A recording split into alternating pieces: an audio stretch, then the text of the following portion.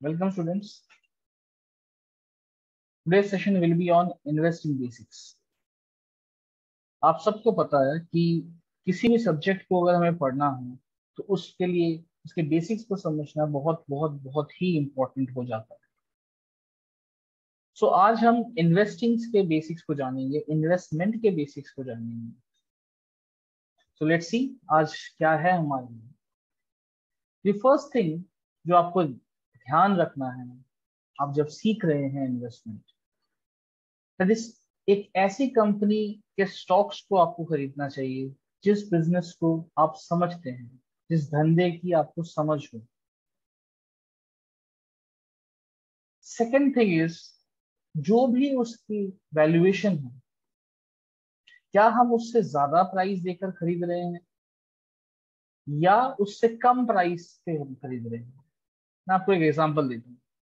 मान लीजिए एक कंपनी है, कंपनी एक्स, उसकी प्रेजेंट वैल्यूएशन के हिसाब से उसका प्रत्येक शेयर 600 रुपए का होना चाहिए।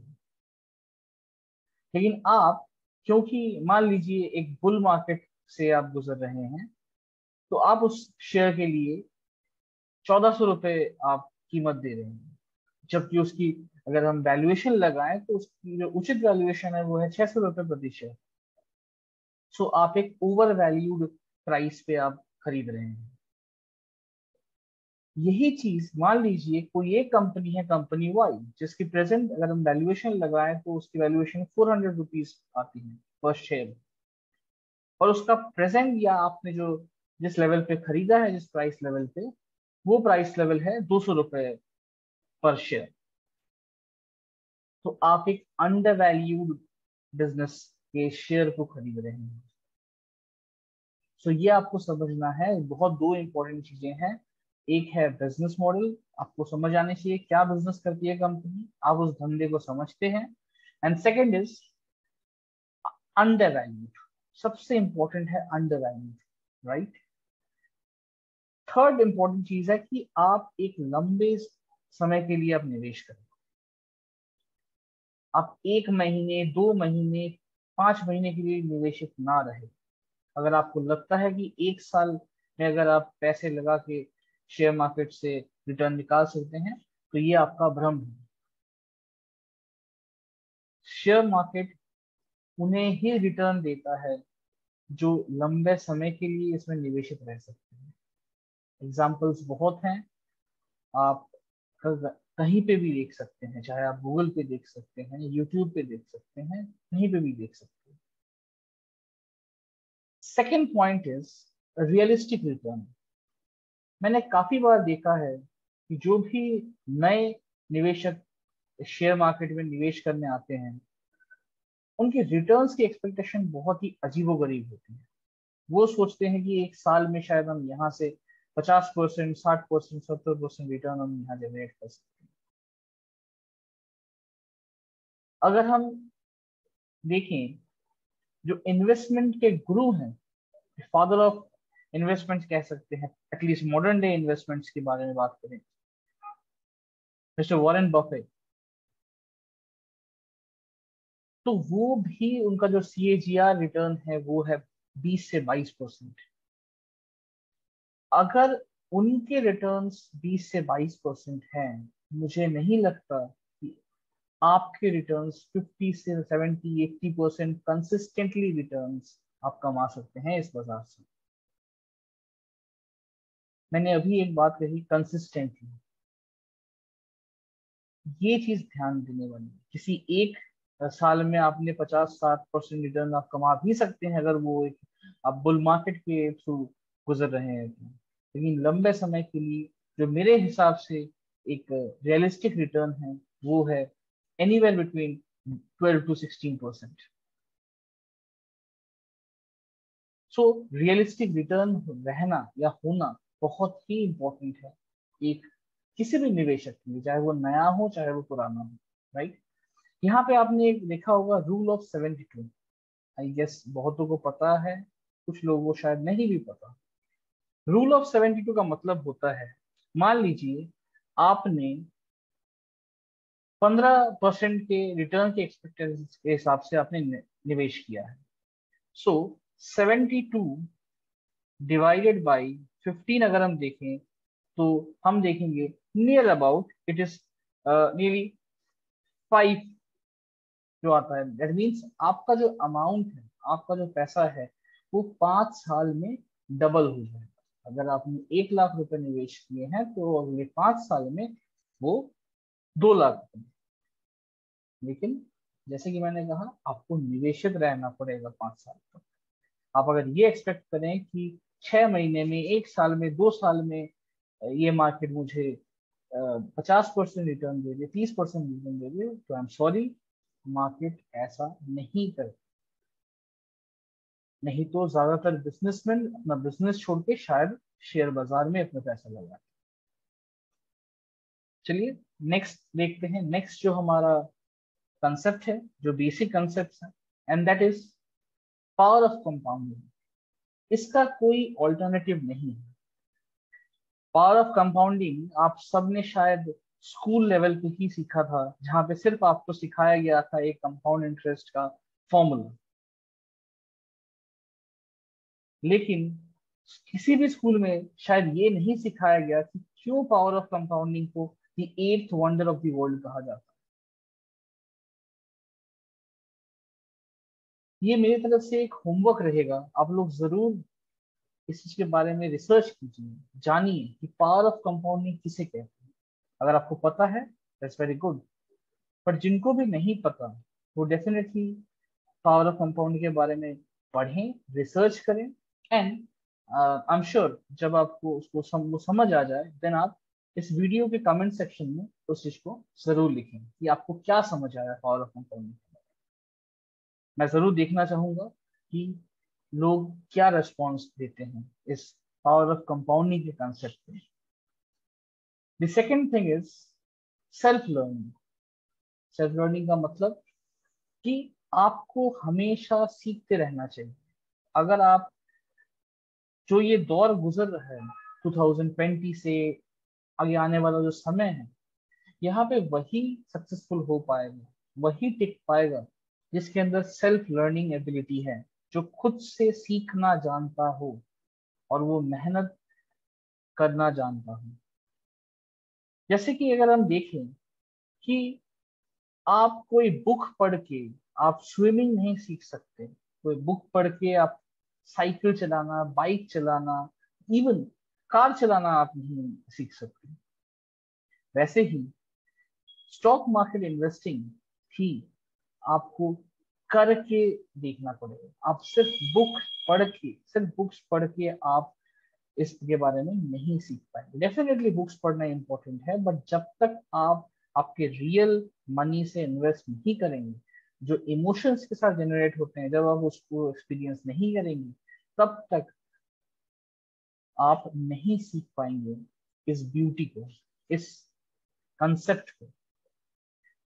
अगर आप यहाँ पे देखें तो दो चीज हमने मेंशन किया है, that is financial media and company fundamental.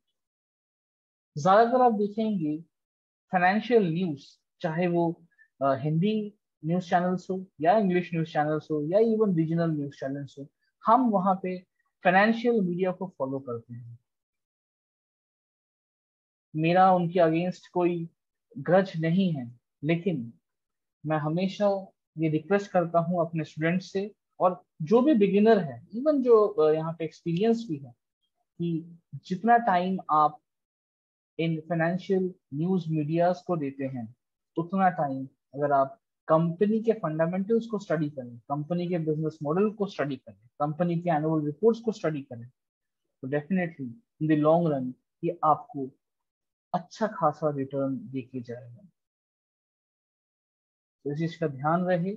इस पर्टिकुलर स्लाइड में जो हमने सीखा वो है पावर ऑफ कंपाउंडिंग, जो कि आप लोगों ने प्रॉमिस किया है कि आप लोग कमेंट सेक्शन में लिखेंगे कि क्या होता है ये। And the second one is self learning, right. Next हम जो देखेंगे, जो कि हमने पहले भी बात किया था, कि वही चीज खरीदिए, वही उसी कंपनी के शेयर्स खरीदिए जिस कंपनी के बिजनेस की आपको समझ हो। अगर आपको समझ नहीं है और जस्ट बिकॉज कोई XYZ पर्सन खरीद रहा है उस कंपनी के शेयर्स को, आप उसमें निवेश मत कीजिए। अगर हम कुछ एग्जांपल देखें, यहाँ पे लिखा भी हुआ है वो एग्जांपल्स, जैसे बाटा, रिलैक्सो, इन कंपनीज को आप जानते हैं, इन कंपनीज के फुटवेयर प्रोडक्ट्स आप यूज करते हैं, लेकिन इसके साथ साथ दूसरे कंपनीज भी हैं, Sahara, Kingfisher, Jet Airways, Bhushan Steel, Reliance Communications. आप कह सकते हैं कि ये भी कंपनीज हम जानते हैं, शायद इनके प्रोडक्ट्स भी हम यूज करते हैं या इनके सर्विसेज हम यूज करते हैं, लेकिन यहीं पे काम आता है कंपनी के फंडामेंटल्स को पढ़ना।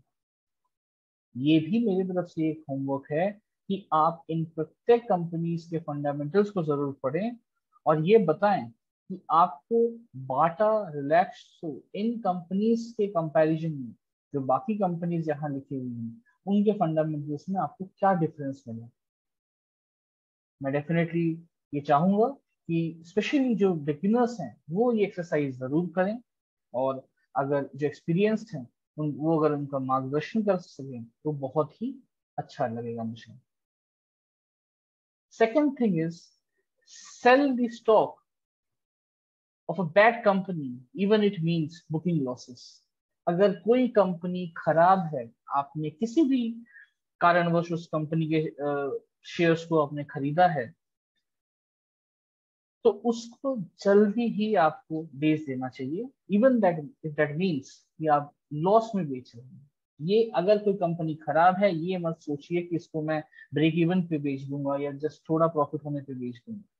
अगर कंपनी खराब है, अगर आपने जो रिसर्च किया है उसके अकॉर्डिंगली कंपनी खराब है, देन सेकंड थॉट मत दीजिए उसको, जस्ट बेच दीजिए उसे, चाहे उसमें आपका लॉस हो, चाहे वो 5% हो, 10% हो, 20%। अगर आपका लॉस ज्यादा होता है, इसका मतलब आप उससे सीखेंगे कि जो आपने कंपनी खरीदी है वो सही नहीं है और सेम मिस्टेक आप नेक्स्ट टाइम रिपीट नहीं करेंगे, right. The next topic is set the right margin of safety. Margin of safety का मतलब क्या होता है? देखिए, हर चीज में गलतियां होती है, हम अपने रियल लाइफ में गलतियां करते हैं, सिमिलरली हम जब इन्वेस्टमेंट करते हैं वहां पे भी हम गलतियां कर सकते हैं। तो उन गलतियों के लिए हम हमेशा एक मार्जिन ऑफ सेफ्टी लेके चलते हैं, चाहे वो 1%, 2%, 3%, कुछ भी हो सकता है, वो आपके खुद के होमवर्क पे डिपेंड करता है। इस चीज के बारे में भी मैं चाहूंगा कि आप लोग कमेंट सेक्शन में लिखें, what do you mean by margin of safety. Specially जैसे कि मैंने कहा, जो बिगिनर्स हैं वो जरूर लिखें कि मार्जिन ऑफ सेफ्टी का मतलब क्या होता है।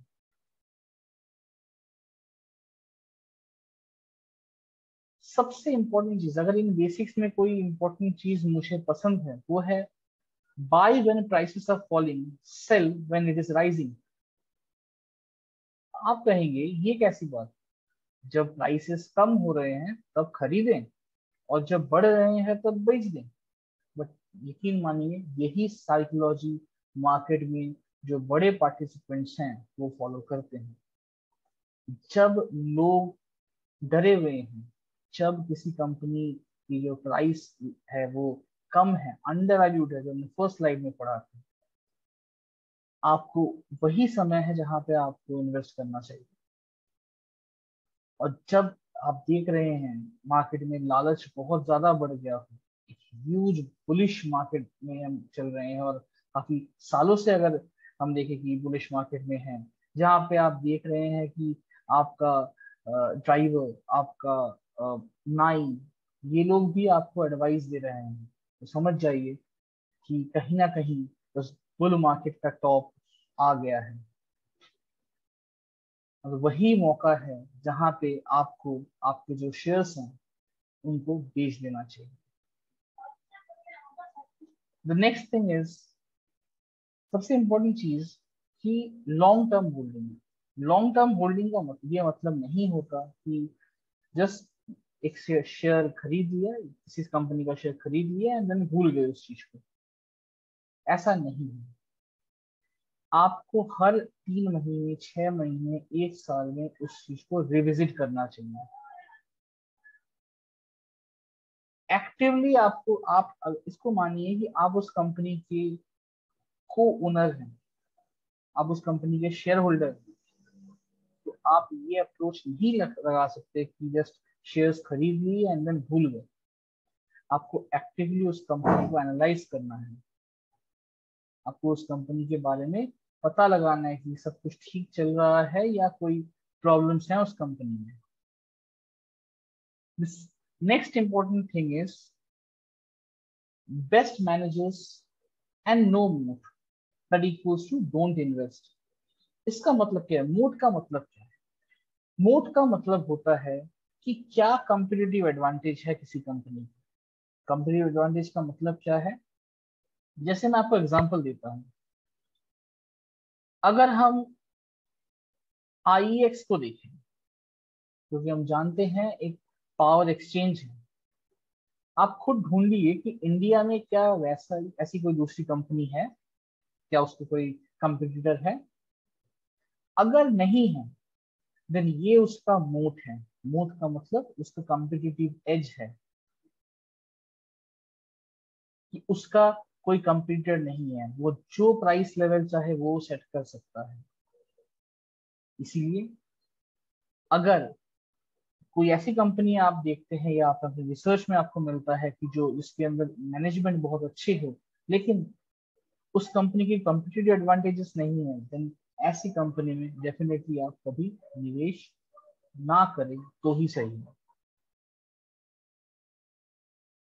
दूसरी चीज इसका ऑपोजिट है कि अगर आप देखिए किसी कंपनी में कॉम्पिटिटिव एडवांटेज है, लेकिन उस कंपनी की जो मैनेजमेंट है वो बेकार है, उसके अगेंस्ट फ्रॉडुलेंट केसेस हैं, उसके अगेंस्ट करप्शन की केसेस हैं, तो ऐसी कंपनी में भी आपको निवेश नहीं करना चाहिए।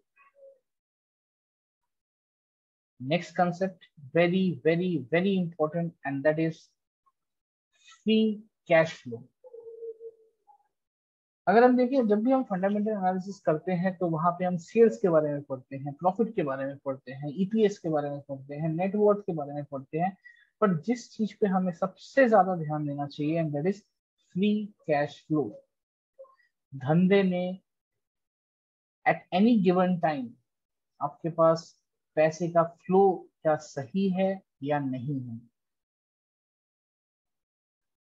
अगर आपके कंपनी में, जिस कंपनी में आप निवेशित हैं, उस कंपनी का अगर फ्री कैश फ्लो सही नहीं है या नेगेटिव है, ऐसी कंपनी से अगर आप जितनी जल्दी दूर हो जाएं उतना ही बेटर है। बिकॉज जब सिचुएशन खराब होती है तब ये फ्री कैश फ्लो ही हेल्प करता है किसी भी कंपनी को। तो जिसका फ्री कैश फ्लो नेगेटिव है, तो ऐसी कंपनी से दूर रहना ही उचित है। सबसे इंपॉर्टेंट चीज कुछ हम कहते हैं कॉन्ट्रेरियन इन्वेस्टिंग। इसका मतलब क्या होता है? मार्केट में जो दूसरे लोग कर रहे हैं आप उसको फॉलो ना करें, आप उसके ऑपोजिट में जाकर ऑपोजिट एक्शन लेने कह सकते हैं। जैसे मान लीजिए मार्केट में रिसेंट अगर हम देखें तो कुछ महीनों पहले भी मार्केट ने 18,000 का लेवल क्रॉस किया था। मार्केट सब कह रहे थे कि शायद 20,000 भी क्रॉस कर जाए, 25,000 भी क्रॉस कर जाए।